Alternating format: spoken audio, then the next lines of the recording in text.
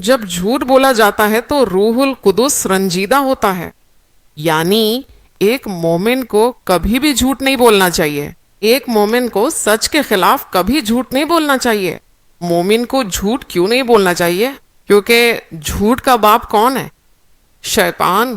جب بھی ہم جھوٹ بولتے ہیں ہم شیطان سے تعلق رکھنے والے بن جاتے ہیں۔ کوئی بھی شخص دو مالکوں کا غلام نہیں بن سکتا۔ اگر آپ چاہتے ہیں کہ ایک طرف روح القدس ہو اور دوسری طرف تھوڑا سا شیطان کی سنے تو یہ ممکن نہیں ہے۔ اگر تم سچائی سے وابستہ ہو، کیونکہ روح القدس کا ایک نام ہے، وہ ہے سچائی کی روح۔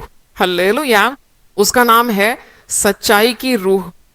یسوع مسیح کا ایک نام کیا ہے؟ سچائی۔ ان کا نام کیا ہے؟ سچائی۔ تو کیا ایک مومن جھوٹ بول سکتا ہے؟ جب بھی ہم جھوٹ بولتے ہیں ہم کس کو ووٹ دے رہے ہیں؟